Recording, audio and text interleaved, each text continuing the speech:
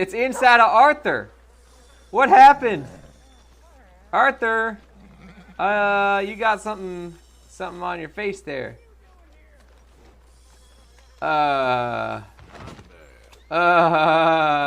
Okay, partners. Oh crap! What are you doing, Morgan? What the hell, Morgan? Oh my God! What happened to you? Welcome everybody to another Voice of Nick show. We're playing more Assassin's Creed 3, and we got a whole bunch of missions out on the field, but we might try to do some story quest stuff. I think we're actually on a story quest right now, so we'll see what we got in front of us, and we'll jump in.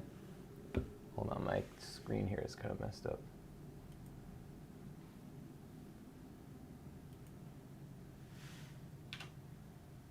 There we go. All right, let's jump in it.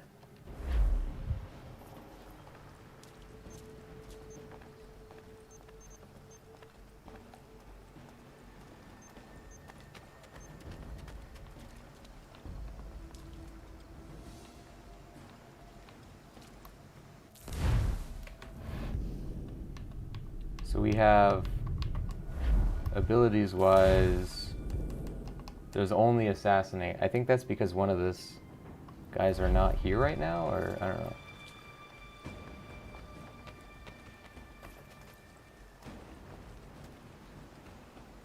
Damn, how would I do this without being spotted?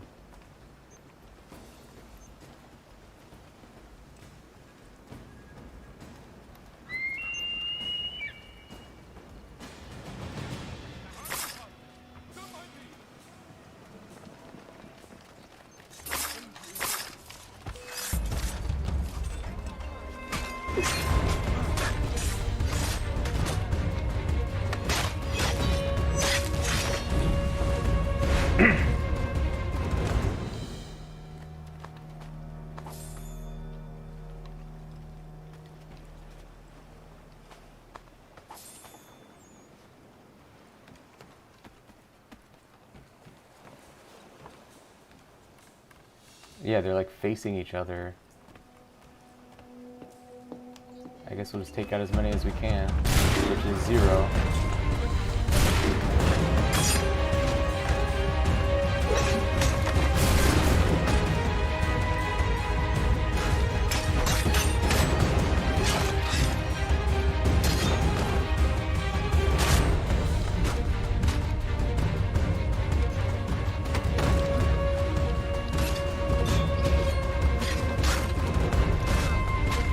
You know what it is about the blocking system in this game is that actually if you do it too quickly, like I think my reflexes are too fast for the game.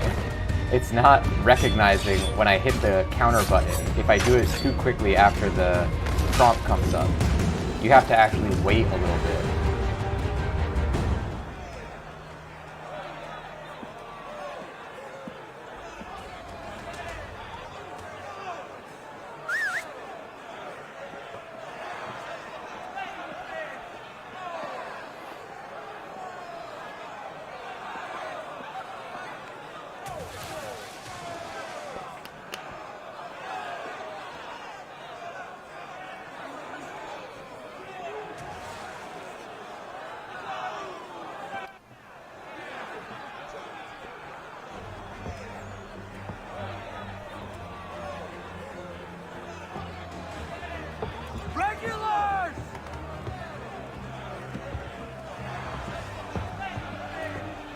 We need to keep those bastards at bay while the tea is being dumped. Let me help. I'm yours to command.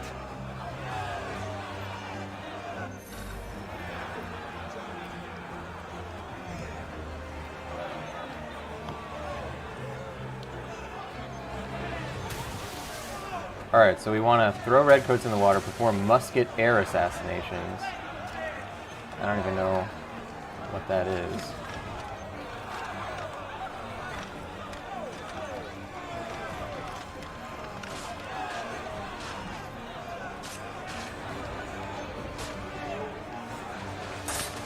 How do I do a musket air assassination if I can't climb with a musket?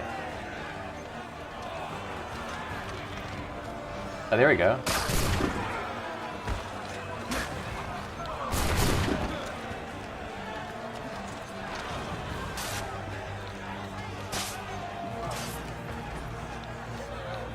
Can I throw him in the water now? Does that count?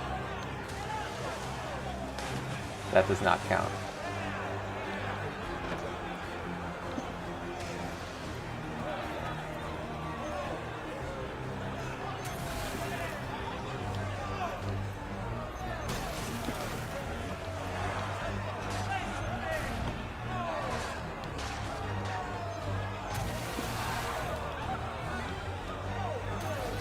We're killing it with these tea crates, so nobody's getting this.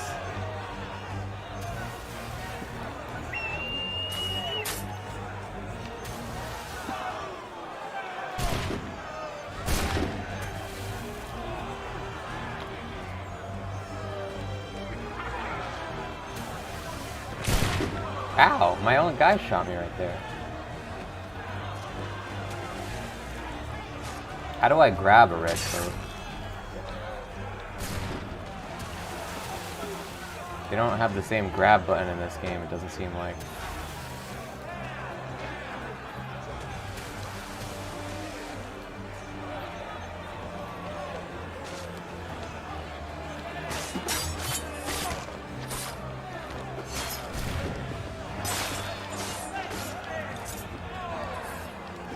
How can I throw a guy? Hold on, let's try using an unarmed.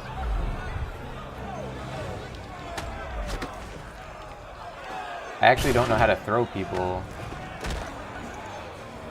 in this particular game. Let's just forget that objective.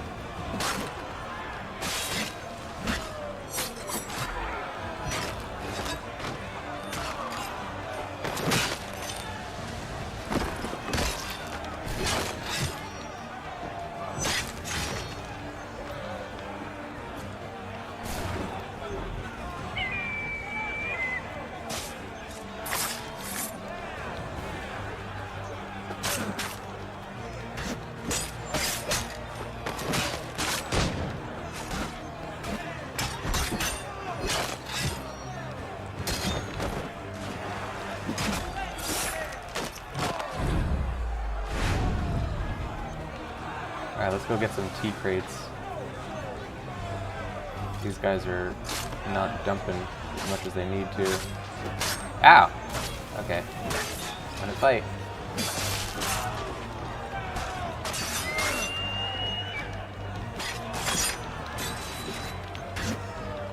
All Revere's gonna die here.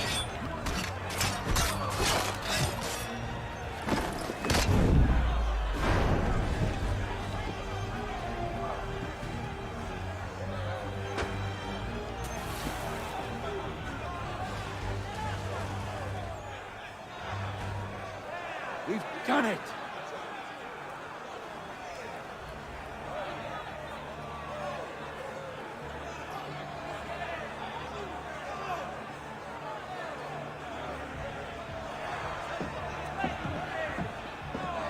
Gunner?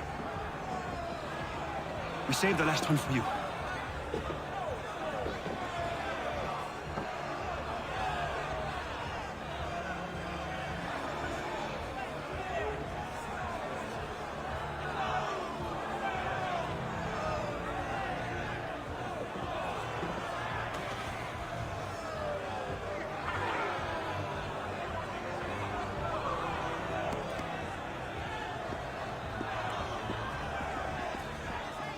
Best we get out of here, huh?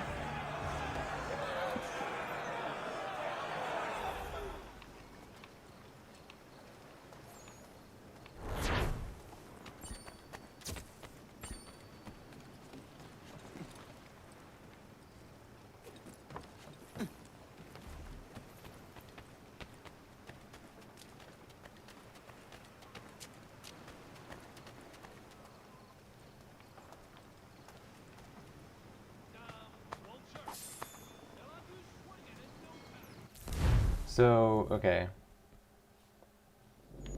Who's here? Is there a mission? No, there's a mission somewhere else. There's other stuff. Courier mission.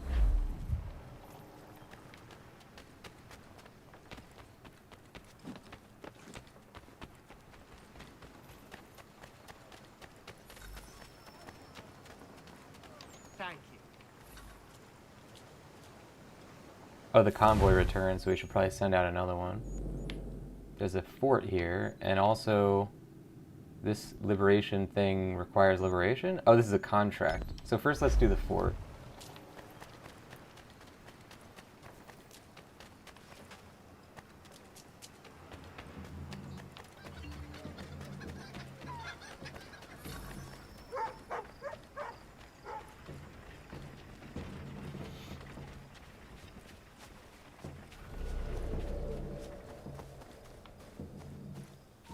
Ah! Who saw me? Oh, that's not good.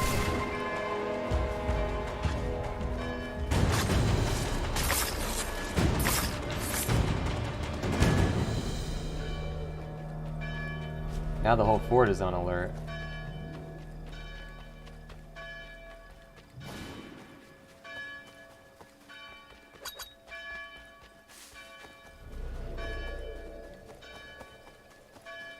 How do I get in?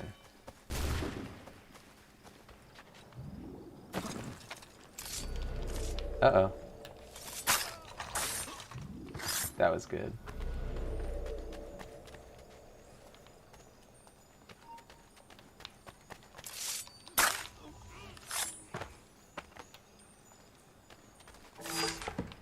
Got him. Damn, that was 7,500?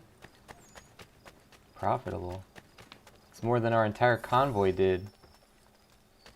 Oh no, Stefan Chapeau is injured.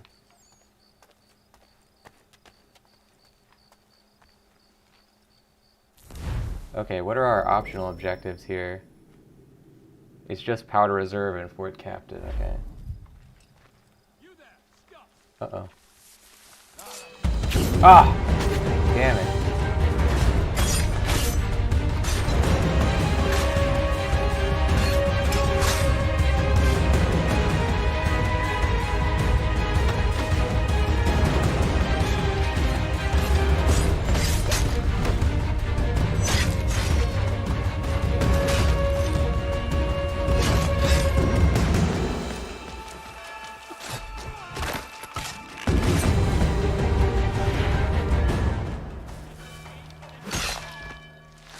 Okay, that worked out.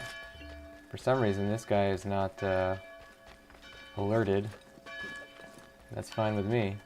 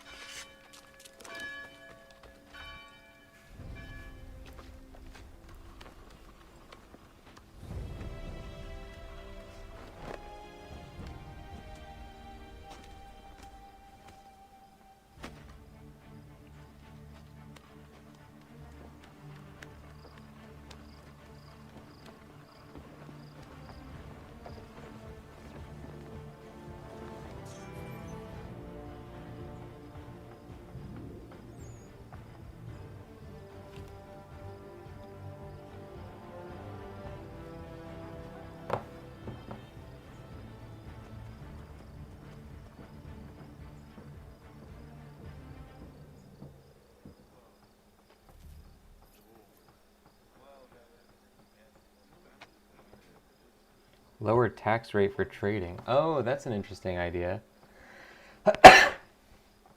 The idea that the taxes play a big part in this game definitely fits the theme.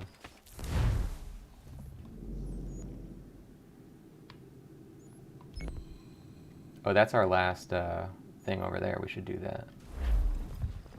And we also got to make sure we go to the shop.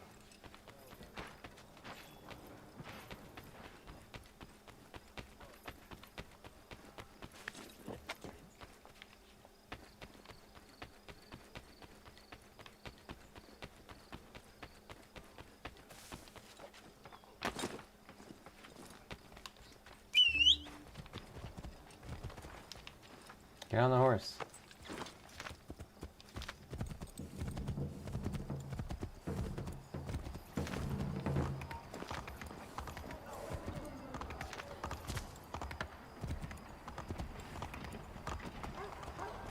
Now, I don't think we can do our stuff here, can we?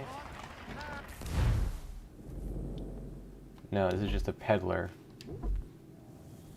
Yeah. So we need to find an actual store. Which would be where? All the way over here. I guess we'll do this first.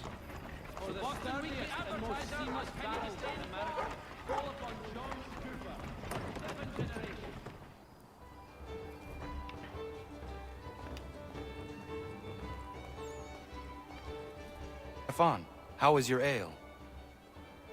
Peace, but it gets the job done. My father would be disgusted. But after a day's work with you, a man needs to unwind. I would prefer a nice bottle of wine, but these colonies lack refinement. Your father? Mon père. He was a great man. A cook in the French army during the 7 Years' War.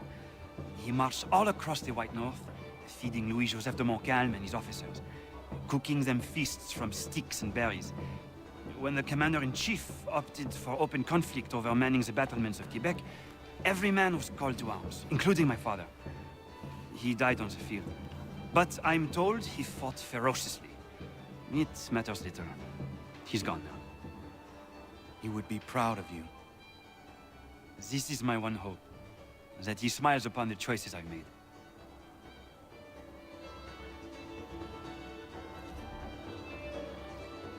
Wait, so...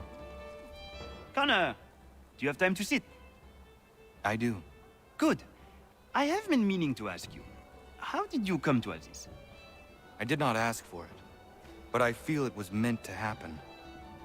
I was just a boy when I met Achilles. He made me a warrior. Is that easy? I miss the kitchen, if you can believe it. I had more control in that world than I ever will in the one we inhabit. But more people get to taste the fruit of my labor in this line of work, and for that, I am satisfied. We may change things yet, if we press on. Frenchmen from the north never grow weary. Just ask the women.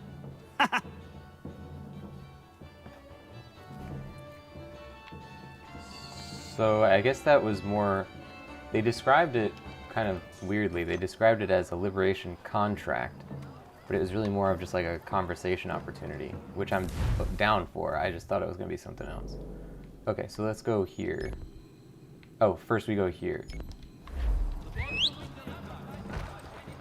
Oh, I always miss the horse when I try to get on it.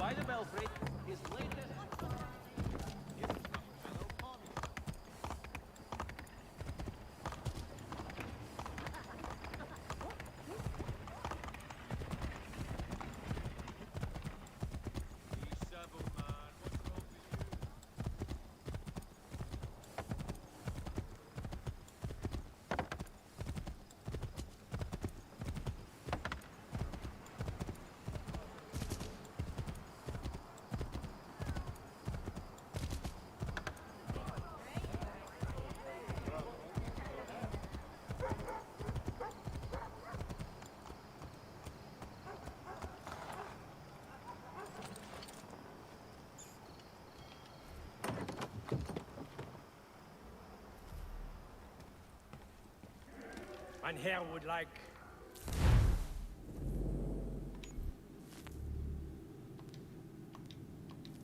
So all of our convoys are back now. And so we should be getting the pelts, because yeah, these are also back. So by 10 of this, our thing's gonna hold 8, so we need 10 of this, which would be the 6 plus another 4, and then we need 4 of the other pelt. Now, all we need is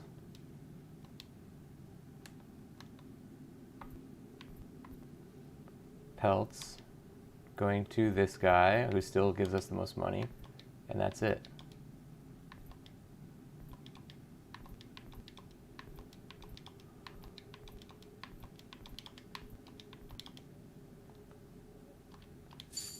There's no better way to make money. Seemingly no point of doing any other thing than this, as far as I can tell.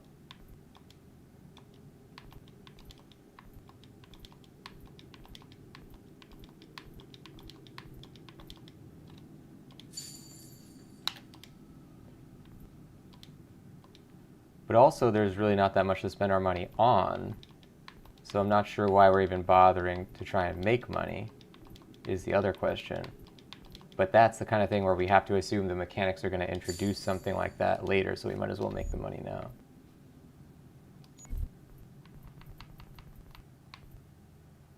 Furniture, crates.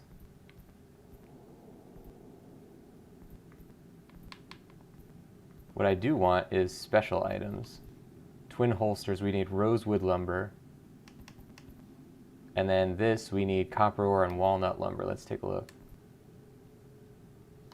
Forest, ash lumber, oak, pine, spruce. Don't have that. Well, that's about it then.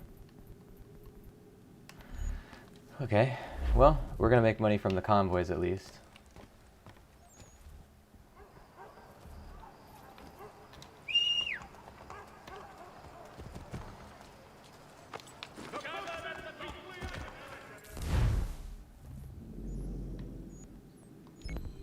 There's a lot of liberation stuff up here.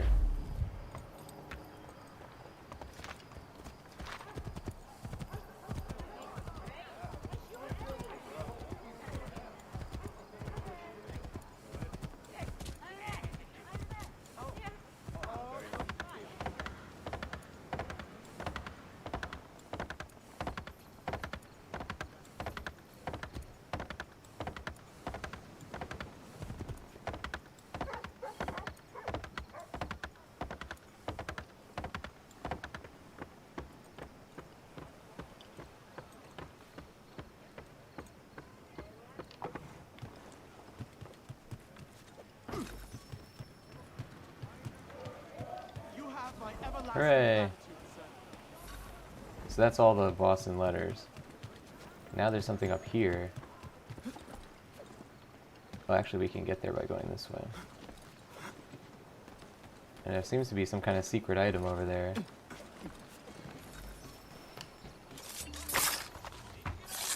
Love how streamlined that is. Oh, it was a peg leg. Okay, great.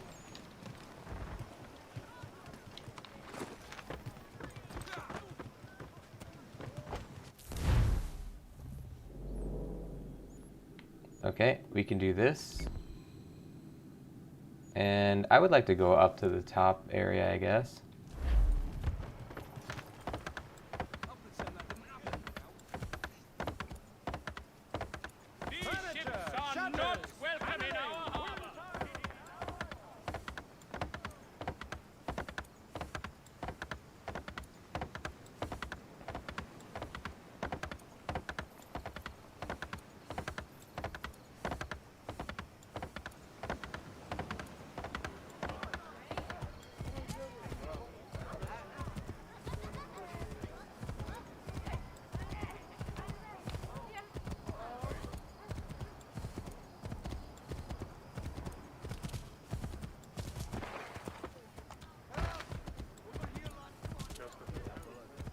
Okay, so we gotta find a bridge here. Oh, that's good. Welcome, Nark, to the show. How you doing, Nark? Happy Saturday to you as well. Playing some Assassin's Creed on such a fine day. What better way to spend it?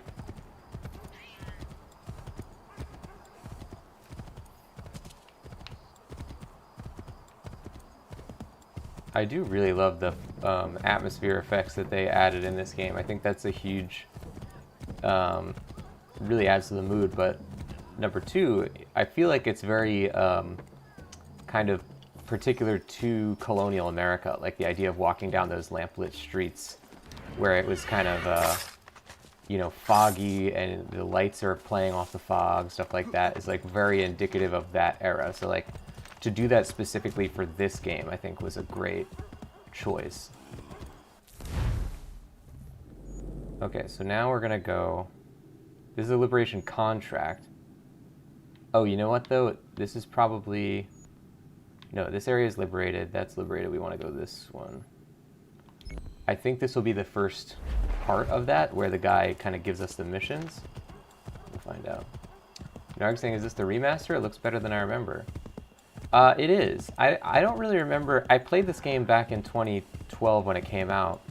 I don't remember it looking that much worse than it did at the time, but I might have rose-tinted glasses. But it is the remaster. And it's a gorgeous game, whether or not, you know, however much they did to it. Like, whatever this is really good looking, I think.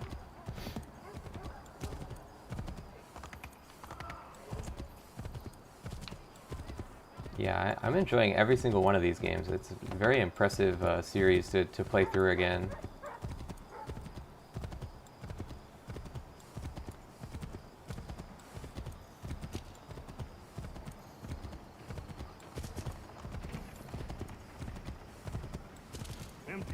Is this a harbor master, or he's not marked on the map? You know how this works.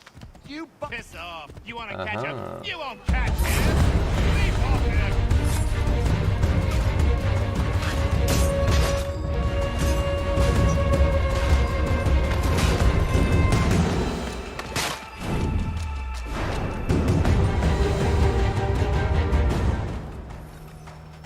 Thugs are regularly extorting... Wait, why is that not...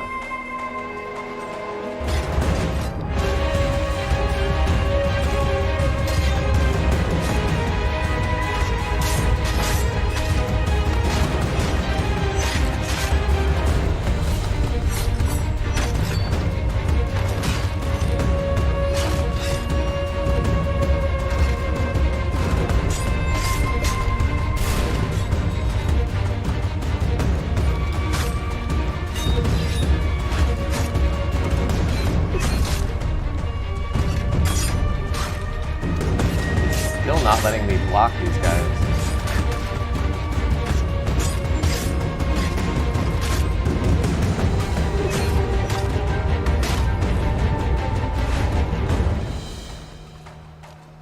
When we do the next mission, we're gonna have to restart again because it's doing that glitch where the music's way too loud. Oh, when we walk inside, that should work. I'm thinking of the lighting effects. Yeah, that definitely would be something they'd improve too. Like, I guess you'd call that volumetric fog, which is typically very taxing. It's kind of weird though, because the remaster doesn't run that well. This game never ran well. My PC at the time was like pretty good when this came out in 2012, and you couldn't even get close to maxing it. You had to run it on like medium and low settings. It was kind of like a GTA game. Like GTA games on the PC are always like, you can't even run it on low without it screwing up a lot of times with like a really good machine. Okay, so now that we walked inside, we got to restart the game. How should we do that? We'll quit like this, and then we'll do it. Now, saying I played this on 360 and I feel it ran fine. Yeah, I mean, it's kind of weird because when you play a game on console, at least I can't speak for everybody, but for me, it's like, I can only expect a game to run as well as I would ever expect it to run on a console. And like, this runs fine for like a console game, I guess you'd say, but like, it would never, this is clearly like supposed to run at 60 and it's like constantly dipping down to 30, which is like, on the 360, maybe they locked it at 30 and maybe it was fine. But like this is clearly, you can see it chugging often. Not like where it's going down to a slideshow, but where it's just like not staying at a proper frame rate. But I noticed that I tend to forgive games frame rate issues on console more, just because it's like you can't change it anyway, so you don't even think about it.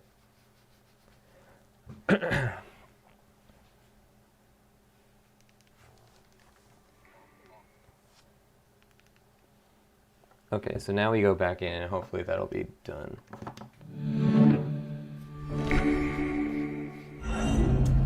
Seeing the long load times. I do remember that. In this game, there used to be a lot of really long loads for everything. Everything had to load a lot too. Like you could tell, basically, it was just like too advanced for the technology at the time. They eventually squeezed more power out of the 360 and PS3, but like for the amount that they had figured out in 2012, it was just too much going on for them to like handle, and it kind of felt like Yakuza 1 and 2 on the PS2, where like every single time the camera angle changed in that game, it was like a load. And like when you get into a fight, it would load and you do all this stuff. And it was like, okay, this is clearly just, they're trying to cram too much into what this console can handle. And yeah, it's definitely, I'm glad that we're playing the remaster. I was going to play the original version because I owned it on PC, but you can't buy it anymore. They like took it off the stores because of this remaster. And unfortunately, I had never bought the DLC.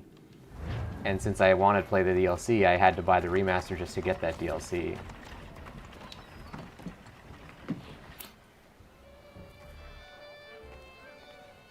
Narg saying it was an end of the 360 lifespan game, wasn't it? Yeah, sorta. I mean, I would call this around the end. The Xbox One came out the year after this, in 2013, and I mean, Last of Us came out the year after this as well. That was like end of the PS3's lifespan, you'd call it.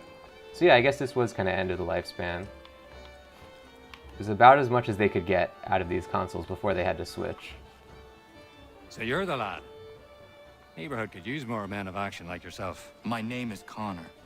That's a lovely name for a man from Wales.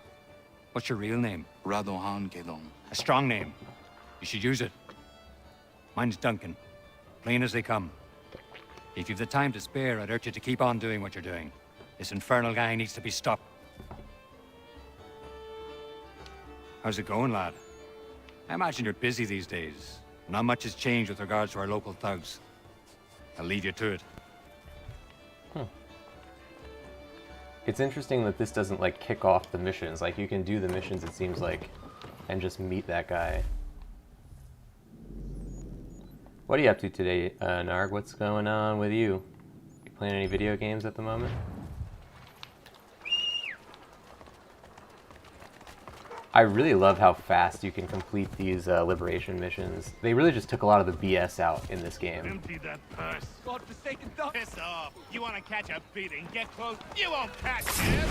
Leave off him. Uh-oh, the fleeing thug? Oh, this guy. Got him. That nuisance for good you did. Very grateful. These thugs think they own the neighborhood.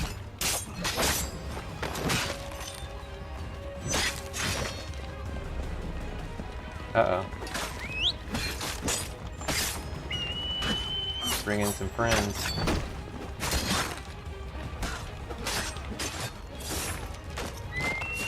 Bring in both friends. I love the animations of him with the axe. I think it's so cool.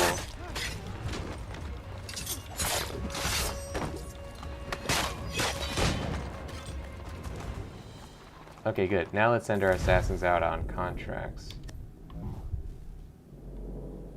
Quebec. Templar controlled. Okay, Fort St. John, didn't we get this already? Oh, we can't send anybody out because we had just... Okay, I didn't realize.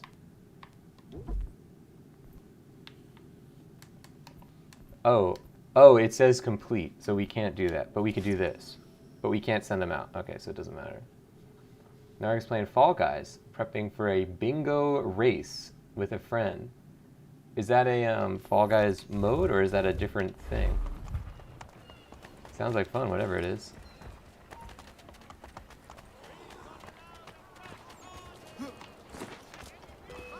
Uh-oh, time to go. These jerks shooting at my horse.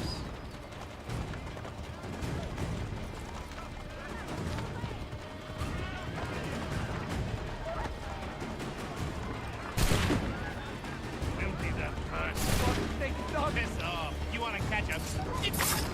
Leave off him! Any thanks, stranger. Those chaps Did I just kill a light.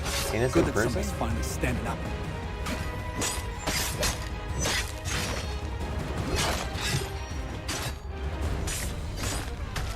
I hope not.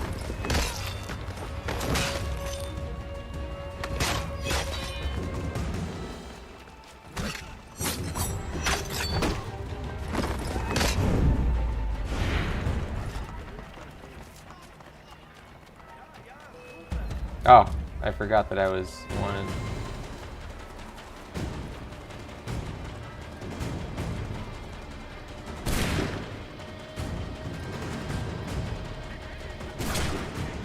Run. Ah, I hate when they can see me right before I get in the thing. Oh my god.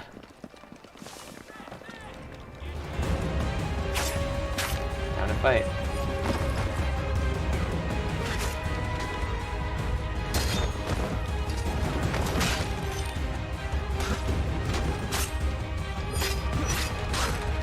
It's not even giving me the prompts anymore for like countering. I guess because they're too close to us.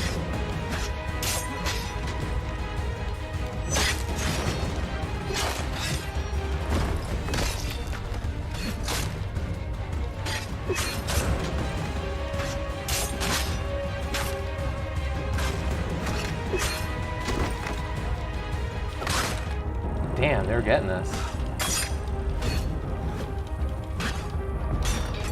Sometimes it's best to run, but that's not the kind of guy I am. My god, is there any end to these guys?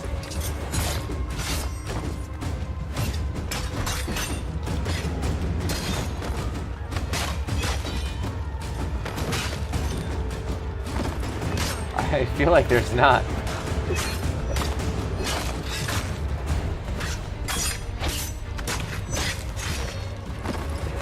Sort of a 300 Spartans type scenario we put ourselves in. We really took the Persians at the hot gates, put them into a confined area. My god, that was a really good animation.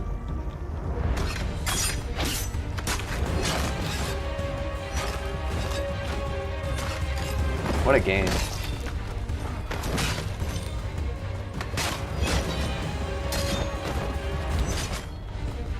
Yeah, I don't think we can actually win this. Like, we have to leave at some point. Let's just go.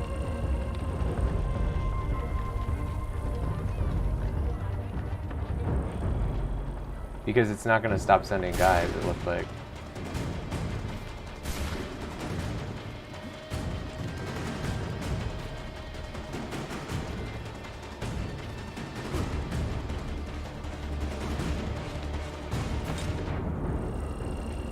I almost just got myself killed by jumping.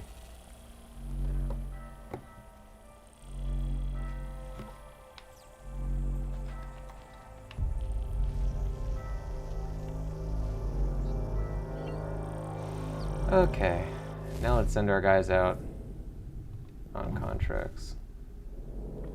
We kind of can't afford to let these guys stay here.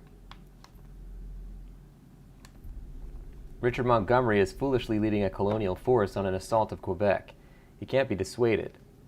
Divert his forces or stop the attack by whatever means necessary.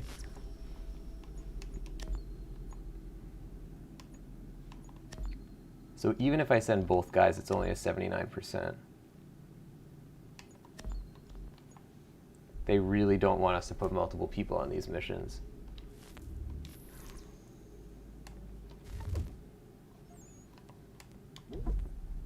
Similar to what's happening in Massachusetts, the locals have been raiding and stockpiling munitions. Make the rounds and ensure the weapons are safe.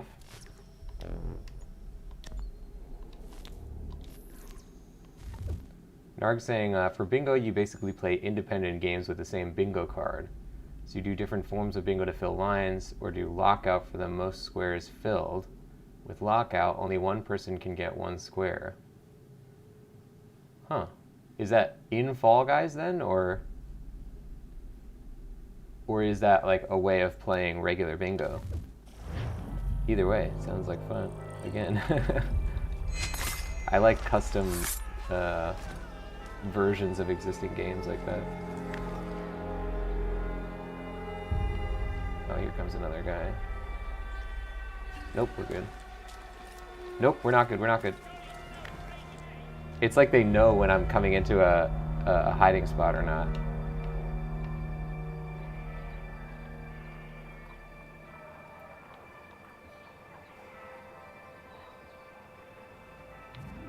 There we go. We gotta get... Damn it! Again this happens. I just gotta get to a printer shop. Like, give me a break. Oh, jeez. As we found out, we can't... We can kill these guys for as long as we want, but it won't stop them, so we gotta do something else.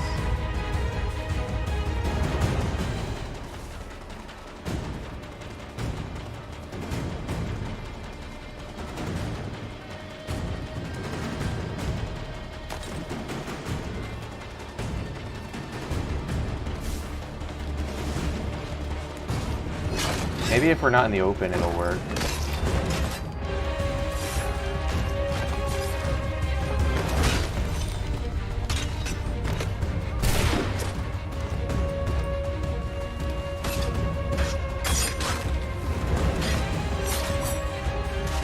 No, they're coming in. They're not gonna stop.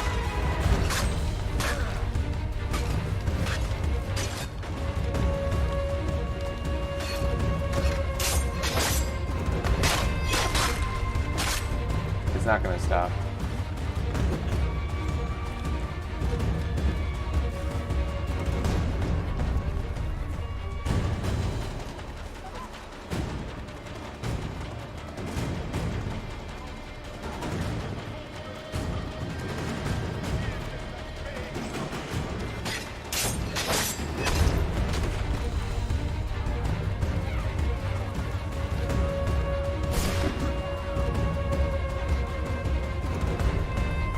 It's very upsetting to me how often this happens. Or rather, how they're just blatantly spawning guys on us.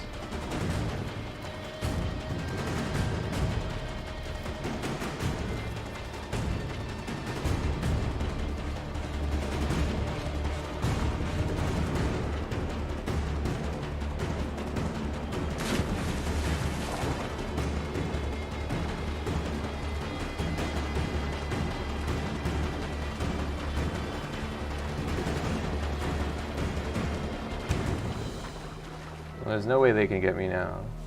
So all we gotta do is get to a printer shop.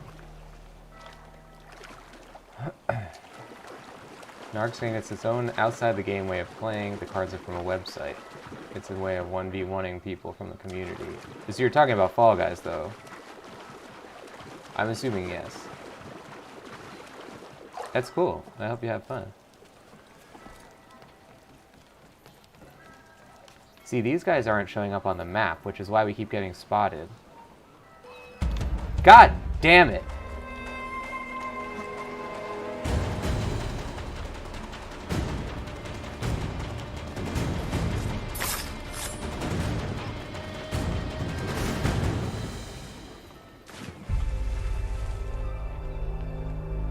Just get me to a guy. I just need to sell or bribe the guy. Like, come on.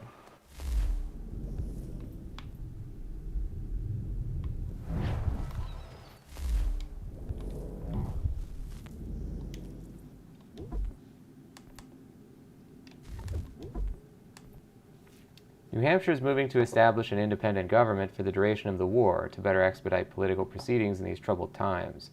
It's wise, but where power is being distributed to Templar brokers are never far behind. Attend the elections and be vigilant.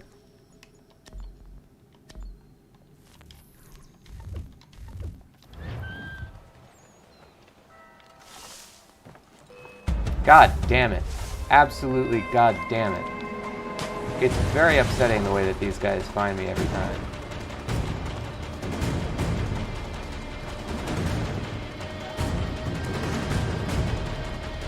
Please take my money, sir. Finally. That's a messed up mechanic, because not only are they spawning enemies right on top of us, you know, while we have the max wanted level, so they always notice us. What do you need, my But it's friend? like it doesn't follow its own rules. It's not good the way that they did that. Okay, so now we do pelts. This is what, 160. So this we have enough to. We want 8 of these, 8 of the next one. Oops, crap. And then 8 of these. And then we trade these.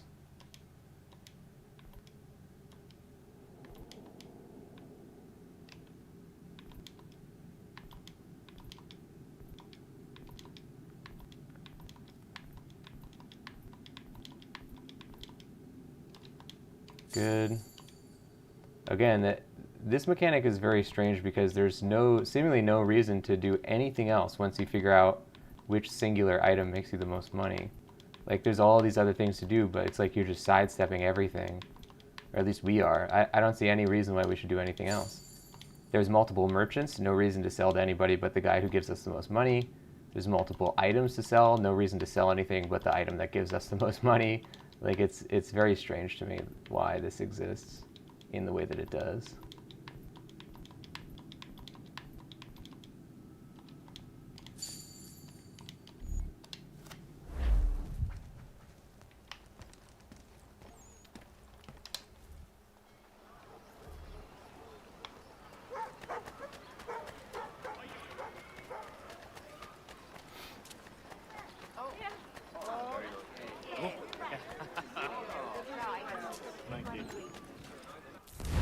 Oh, somebody failed their assignment, huh? Okay, well, we're gonna go do this, and we should be pretty close to liberating this area. There we go. 57.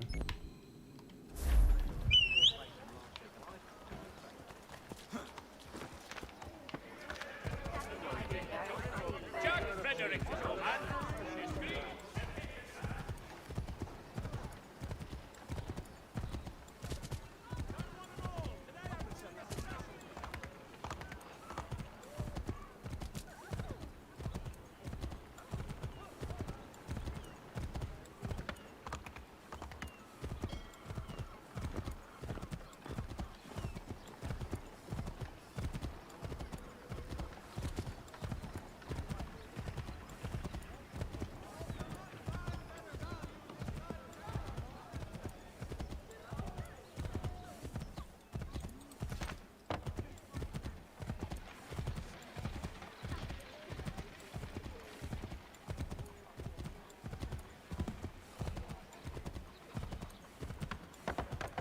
Uh-oh, can't get over that.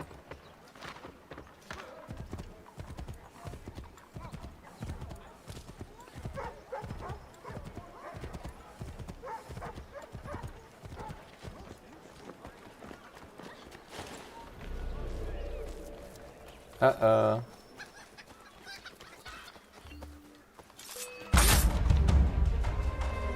Got him. Uh-oh.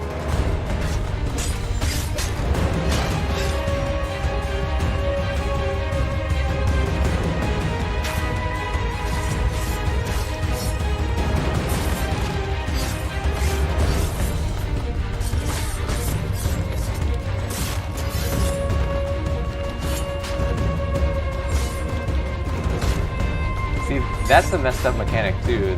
The fact that if you block these guys, you get damage.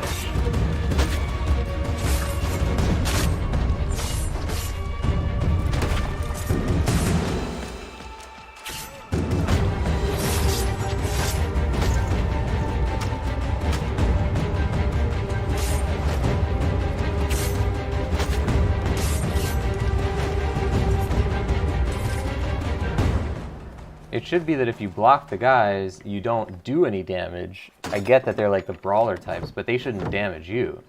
Because we can actually die because we blocked the guy at a time when the prompt says to block. We can die because of that. And have died because of that. And I think that's a messed up mechanic. I don't think that should be the way it is. I think it should either have a symbol that says it's telling you to dodge rather than block, or the block should simply not allow you to do damage, but not have you take damage. Or even if you take damage, it should only be allowed to give you damage up until the point of death. You should not be allowed to die because of that. You should be able to get down to like 1 health point, but not any further down from that particular hit. You should only be able to take damage because you were hit by an enemy.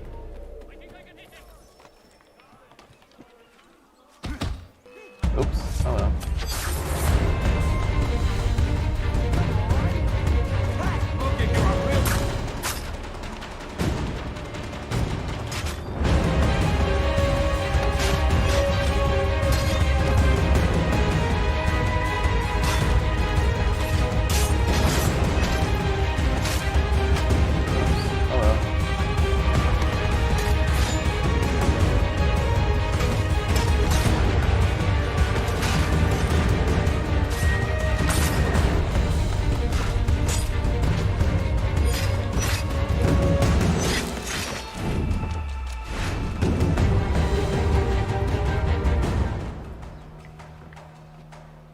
Saying that's what we refer to in the Mario community as jank. Oh yeah, that's definitely major jank in this. And I see what they're doing, like the animation is that the guy blocked it and he grabbed your sword and he like headbutts you. But it's just a weird, like mechanically it doesn't work because it just feels like you've been cheated when that happens. Like you're doing everything right, but you still die.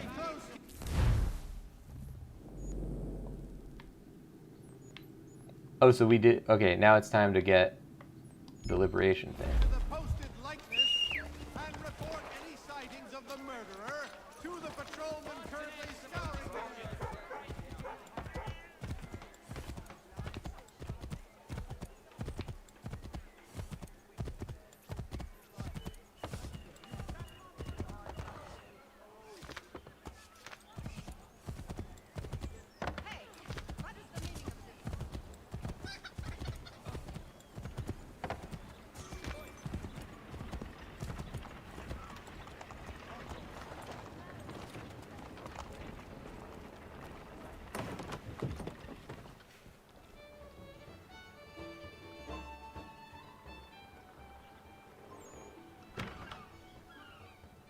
Ah, Connor!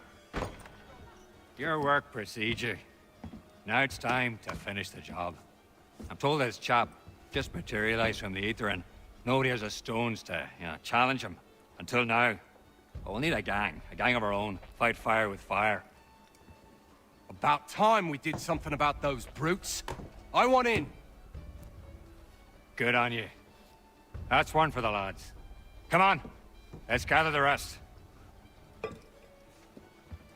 Bar's closed. Get out!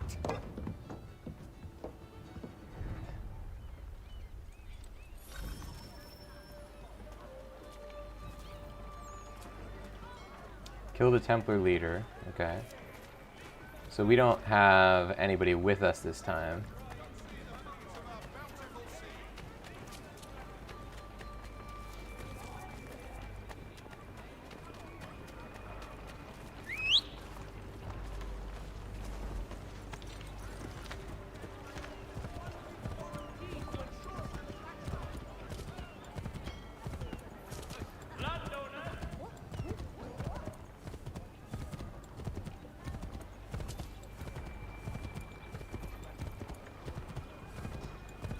Alright, here we go. Once we go in here, we're in the zone.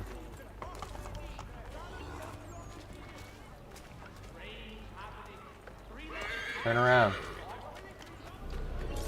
Oh! We missed him! We missed him again! No! That's not right. There we go. That was close. That's called clumsy stealth. But it still works out. That's what matters. Holy crap. Okay, so now all we gotta do is get to that ship.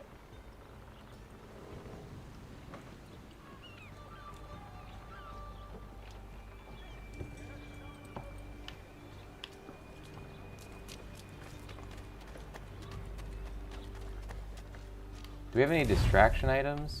I wonder if we could get a guy in a snare. We could probably get a guy in a trip mine. But it... I don't know if this is gonna work. Ah!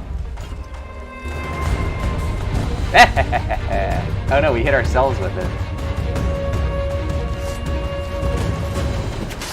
Ah, we have to fight now. Okay. I thought since he was on the ground, it wouldn't make us fight. Alright, well, this didn't go the way we wanted. But that's okay. I would rather screw up by trying to experiment with the mechanics than just have it be boring. He was a Templar. What? Like the Knights Templar? Jesus. I thought they were a spook story. They are very real. I'll take your word for it, lad. Well, it's been a real pleasure. If you ever need a hand in whatever it is you're up to, I'm your man. I still don't understand why sometimes the music... It's almost like the music is getting doubled. Like they're playing it, a track of the music on top of another track of the music, because it's so loud sometimes. I don't know why.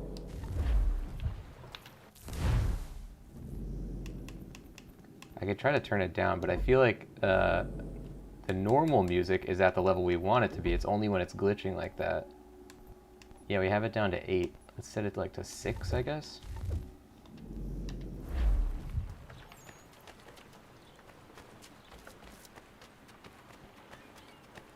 I love that reaction about the Templars.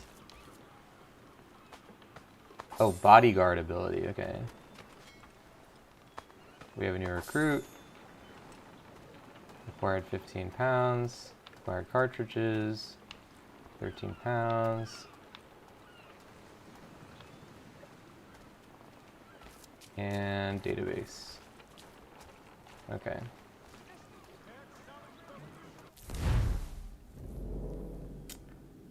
How do I do this again? Welcome Mr. Funky Butt to the show, playing Assassin's Creed 3. So they didn't give us a tutorial about the bodyguard mechanic during that. Usually those missions are like introductions to XYZ mechanic. Okay, so we have to redo this mission, I guess. Oops.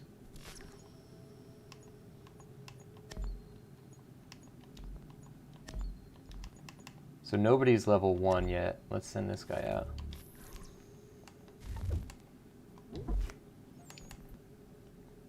A patriot escape. Woodbury Langdon is a New Hampshire statesman being held against his will in New York by General Howe. Go to New York and help Woodbury escape back to Portsmouth.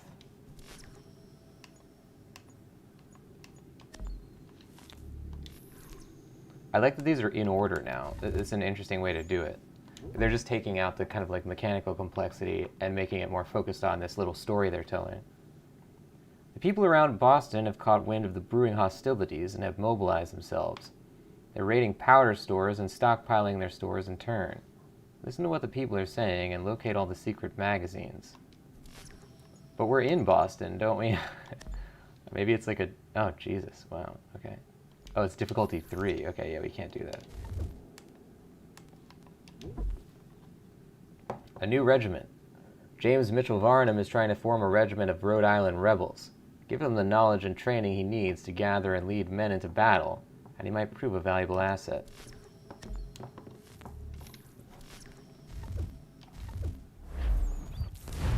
Let's see if we got any new... We definitely have new database stuff.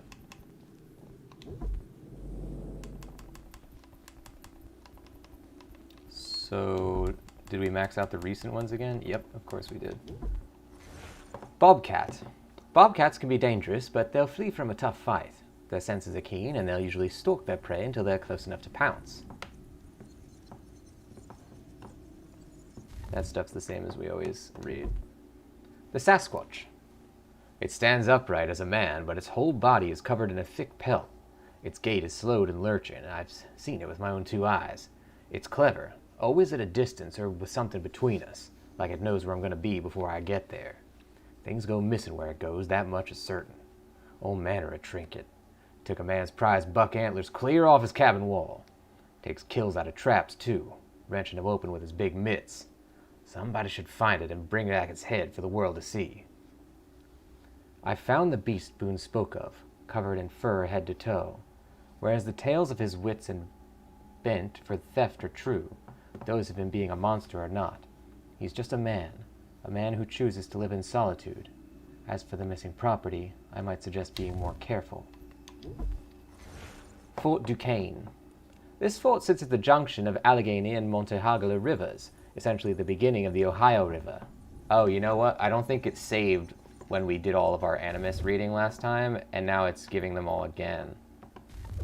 Okay, so the way we're going to do that is we're going to read whatever's new, then we'll mark as read anything that's not new, I guess. Liberty Tree. The first protest over the Stamp Act met under this tree in August of 1765. Shortly afterward, a plaque was nailed to the tree calling it the Liberty Tree. Some say the name was meant to discourage violence from the crowds that met here, but that would be like naming a battlefield Happy Glade Smile Farm and just crossing your fingers. Eventually, a flagpole was installed in the tree and the flag flown to summon people to the meetings. Unpopular figures were hung in effigy from the tree's branches. The Sons of Liberty also used the issue summons to the tree for the supposed crimes, i.e. supporting unpopular British decrees like the Stamp Act and Tea Act. The idea caught on elsewhere. Other towns designated their own Liberty trees and put up Liberty poles. In New York, there was an ongoing battle between the Sons of Liberty, who kept putting the poles up, and the British Authority, who kept taking them down, like an angry couple who can't decide whether the toilet seat should be up or down. True to the British penchant for destroying anything the rebels loved, soldiers and loyalists chopped down this tree during the siege in 1775. It was used as firewood, which was in short supply. Modern-day Boston has a plaque of the tree's former location, but the tree itself has never been replaced. So much for environmental sustainability. The UFO. The first time I saw the light was back in Boston. I was trading my biggest take of the season when it rose from behind Beacon Hill. Went straight up in the night sky past the moon. Then it was gone. I wasn't alone. Those next to me had their heads cocked the same, craned as far back as it could go, mouths agape. Couldn't tell you what it was, but I can tell you it wasn't of this earth. This image is the talk of Boston. However, my investigation revealed that the source is most certainly of this earth. Nothing more than an umbrella reflecting moonlight among the trees, coupled with imagination and gossip. That was weirdly written. This image sky, and then it says, among in the trees. That's the part that's hardest, is when I have to edit the text while I'm reading it to try and read it the way I expect they meant for it to be read, but not the way it's actually written. Clipper Wilkinson. Clipper Wilkinson is a hunter and surveyor from Virginia. Actually, surveying and hunting are the family business. His father and brother are surveyors, and crack shots as well, making the market in his small hometown somewhat oversaturated. Hell, making the market in his house somewhat oversaturated. Wilkinson moved to New York looking for work, unfortunately arriving just in time for the opening events of the Revolution. He remained neutral for the first part of the war, but after seeing the cruelty of the Redcoats' actions in Boston, he started leaning towards the rebel side, putting himself at odds with the rest of his family, who were loyalists.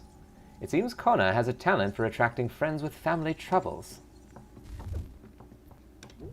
Sons of Liberty.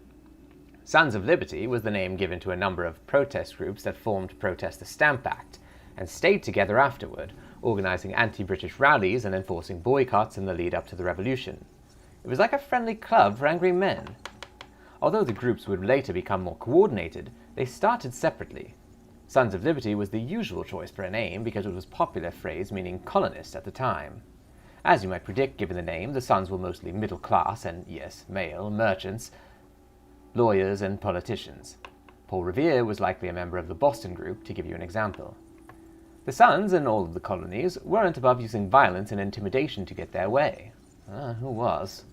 They threatened all of the stamp distributors into resigning, with the Boston group going so far as to destroy the local distributor's offices and parade him through town before he quit in a very public and likely terrified resignation speech.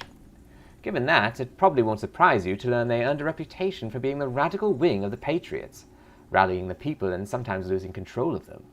A public protest in Boston turned into an angry mob that burned the governor's mansion. Some groups of the Sons were also known to tar and feather British officials and sometimes loyalists. You know, standard good guy stuff. What a really terrific way to blow off steam. Boston Tea Party, December 16, 1773. This was one of the key events leading up to the American Revolution. Protesters, some dressed in faux native garb, boarded 3 ships docked in Boston Harbor and threw their cargoes of tea overboard to protest British taxes. Throwing tea into a harbor probably broke a world record for making the biggest cup of tea ever, though if there is one statement guaranteed to rile a Briton, it is the unnecessary waste of perfectly good tea. So simple enough, but the lead-up is a bit more complex. The East India Company actually wanted to sell the tea to all of the colonies at a cut rate to boost its flagging profits. However, taxes on the tea would have to be paid to the British the instant the tea was unloaded in Boston Harbor, and the colonists had a long-standing problem with paying taxes to Britain when they had no representatives in British Parliament. Offering discount tea while still collecting the tax on it was viewed by the colonists as a trick to get them to agree to Parliament's authority over them. Protesters turned back ships carrying tea to New York and Philadelphia, and if that happened to be Boston, the problem would have never been solved. Oh, I get what they're trying to say. Unfortunately, the governor of Boston wouldn't let the tea ships leave once they were in the harbor. I guess he figured the public would come round eventually and just pay the tax, because everyone likes a bargain. But that never happened. In fact, protesters got bigger and bigger until a meeting happened at the Old South Meeting House. The mob broke out, away from the crowd, and dumped the tea, solving the impasse and wasting the tea. Ugh, I shuddered as I wrote that. The British reacted to the protest by sending British troops under Thomas Gage to occupy the town. They also closed the Boston Harbor, part of several laws they created to punish the colonists that were dubbed the Coercive Acts. Of course, these laws didn't gain them any sympathy with the colonists and led fairly directly to the outbreak of the Revolution. Tea is important business. The Boston Tea Party. Tea chest destroyed. Oh, this is a newspaper article. The Boston Tea Party. Tea chest destroyed. A most curious and remarkable event took place on Griffin's Wharf, Boston, Thursday, 16 December. An assemblage of individuals dressed in buckskin with faces painted in the fashion of Indian natives convened at the wharf and proceeded to board the Dartmouth, the Eleanor, and the Beaver in an orderly manner.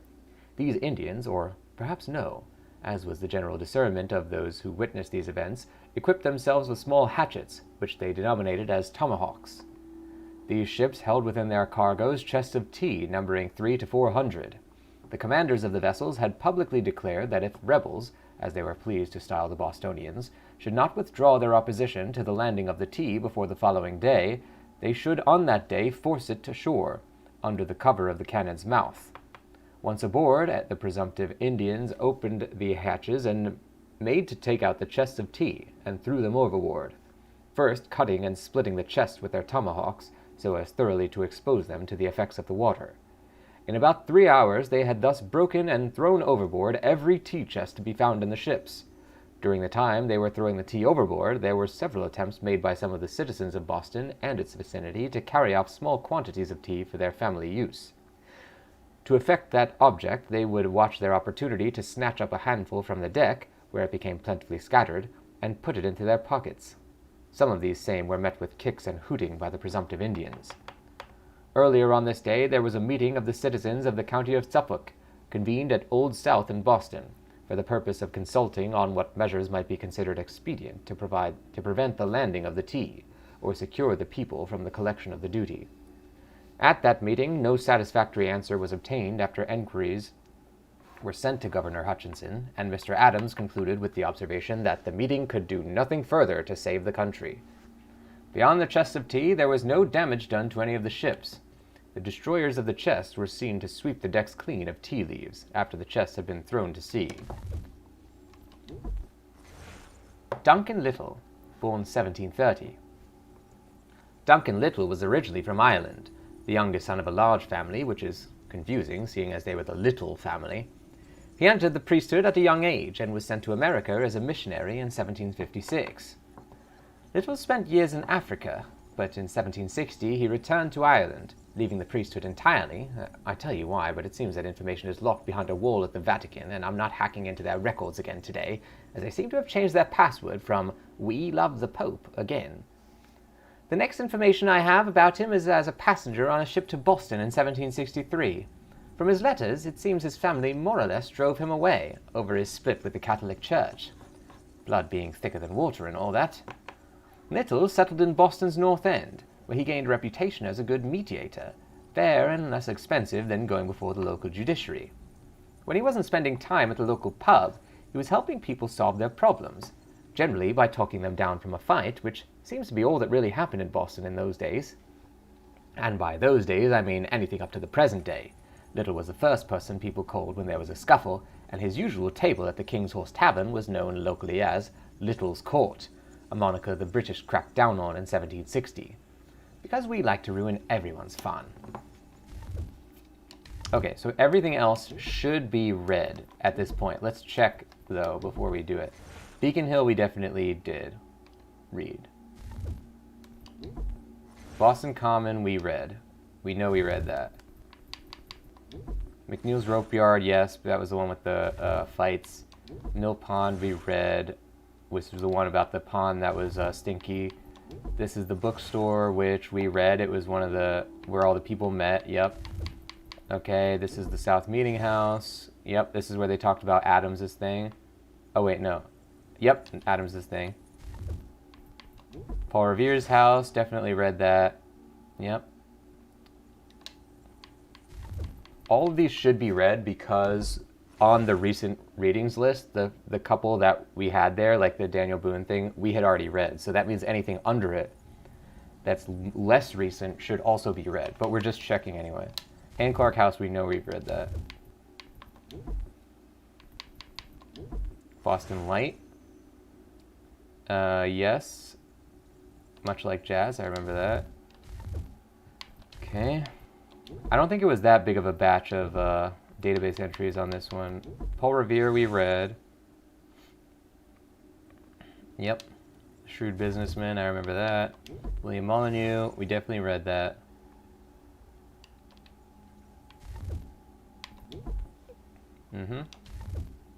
Sorry, William Kidd, we know we read that one. William Johnson, we read. And the update, which was Burn Some Bridges, yep, we read that. Xiao Yun, remember that. Okay, that's everything for here. Groups. Frontiersman, we read. Which was basically a duplicate of the one about Daniel Boone. Chapeau, we know we've read that.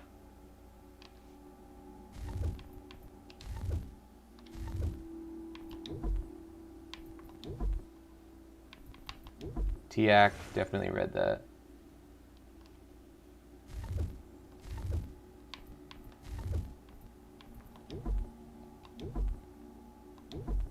Bear.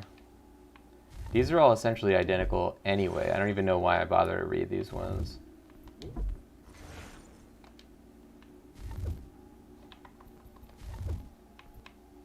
Oh, you can use the right stick on these too? Oops, I pressed the wrong button.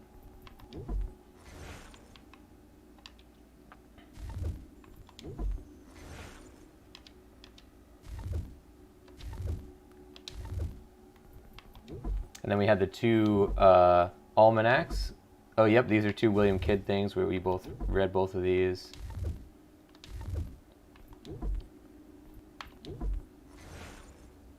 These were long. They were really entertaining though. This would be a great candidate for a Books and Games podcast. We just recently finished the Metal Gear Solid 1, which was probably my favorite of all of them so far. But that one was a continuous story. This would be another one like Dark Souls and Witcher, where it's like just various randomly chosen or randomly ordered database entries. Because they're all interesting, and it's actually like American history besides. But even, you know, just the writing of them is very good. I would love to do a Books and Games for these. It would be fun to do it for Assassin's Creed Ezio games as well, but it's hard because they all have duplicates of each other, and it would be hard to know which one to use for each game. Yeah, because like in the Ezio ones, it would have like entries for like the major characters in all 3 games, but I would have to be able to figure out like, okay, I have to use the one from Revelations for this character because this is the, you know, that has the most information, or that. It'd be a lot of homework to do for me before it. This one would probably be good because it's, you know, its own thing.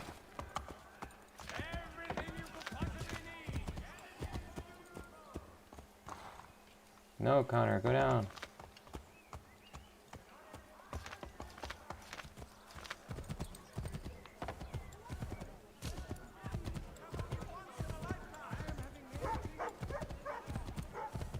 So can I think I can fast travel without even touching the thing. Let's try that. So if I hit this, fast travel, yeah, I can just do it. Like, I don't even have to. That's pretty cool, actually.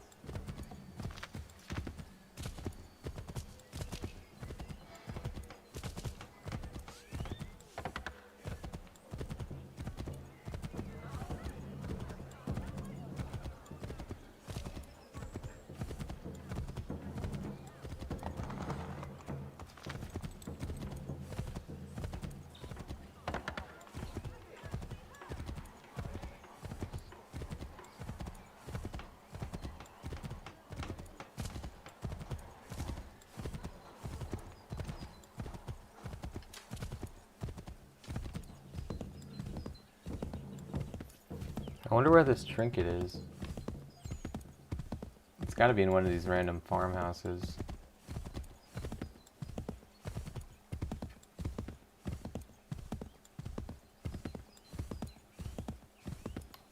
Now let's do a contract while we still...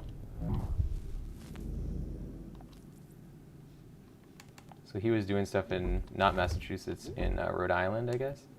War has come to Rhode Island. The revolution will touch Rhode Island's territory as well. The war council, however, has left the colony to its own defenses, leaving the 1st Rhode Island Regiment to protect the city of Newport and Aquidneck Island. Give them your support.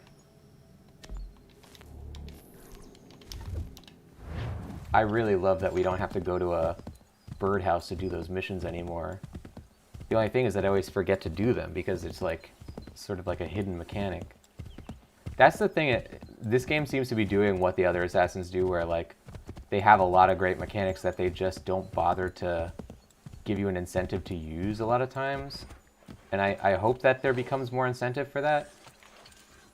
Because it's cool to do the liberation missions to get the Assassins, because then you can use them in missions, you can send them out and do whatever, but I don't see any reason to do these Assassin, you know, like send them out missions other than just to see the story and to do like have something to do, basically. Like if I wasn't sort of a mild completionist, I don't think I would be doing those missions. Like, it's a source of income, I guess, but, you know, what does income mean if there's nothing really that we want to buy? Oh, we discovered a fort. Oh, discover the location of every fort. Okay. I wonder if that's every fort in this town or every fort in the whole game. Is 7 total. Okay. How do we get into this thing? They seem to always make us go right in the front door. Uh-oh, hello. Oh no, here we go.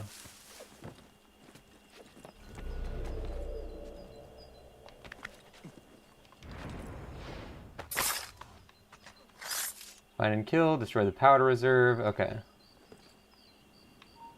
Uh-oh.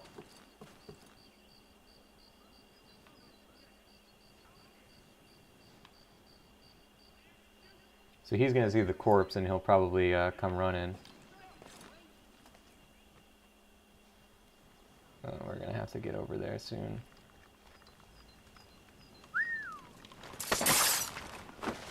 That's it. Ah! Good, good, good, good. Okay. We're fine, we're fine, we're fine.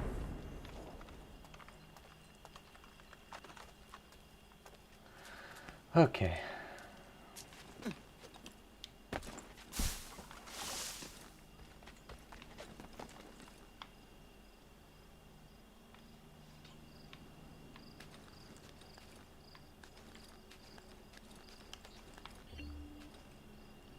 So we don't really... Oh, no, we do know where the captain is. He's right there.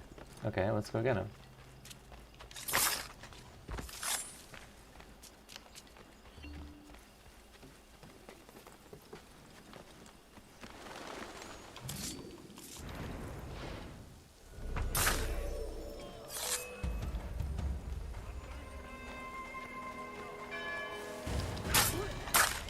Got him.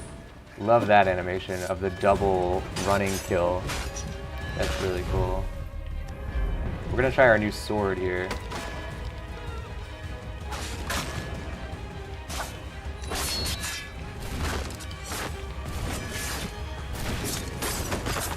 Oh, somebody got shot.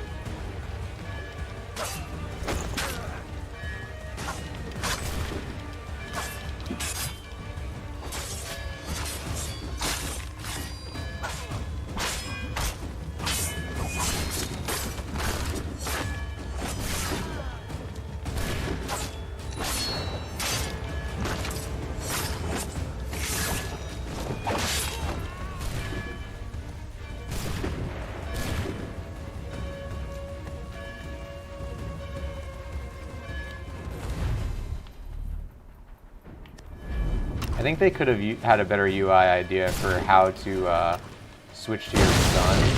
I think there's a lot of ideas they could have done that would be like more effective than that. But it's still pretty darn good the way that they consolidated this menu. The thing I do remember is in the original version of the game, I think it had to load every time this menu opened, which is very bad. I think that's something I remember about, or that I appreciate about this remaster specifically. I don't recognize many of the changes, but that I remember being very annoying.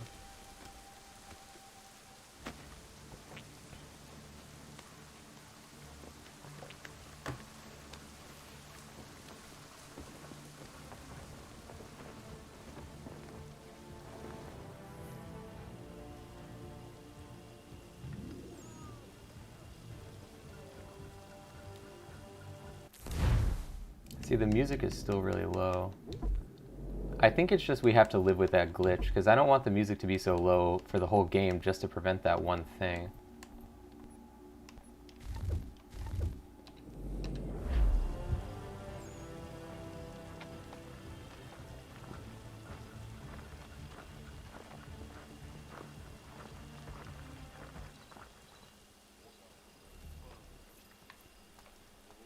So what is that, 3 forts that we've fixed up?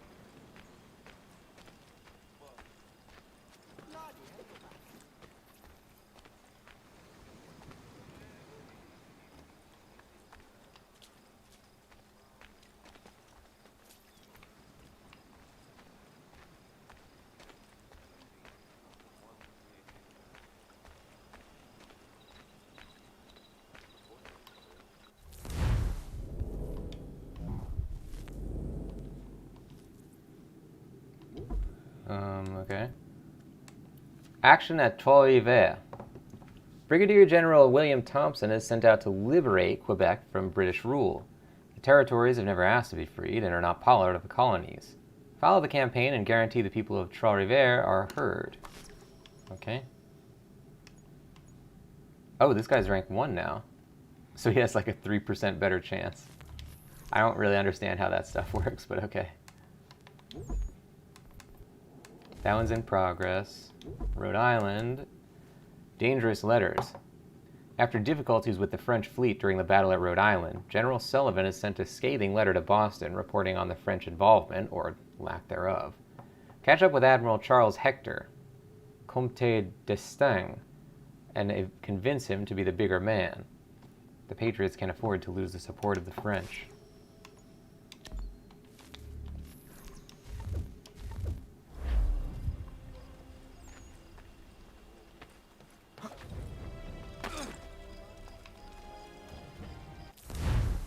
Good stuff, ladies and gents. That's going to do it for Assassin's Creed 3 this time. Thank you for joining the show. The channel is called The Voice of Nick. If you want to see more, don't forget to hit the follow button, and I'll see you next time. Bye-bye. Have a great day.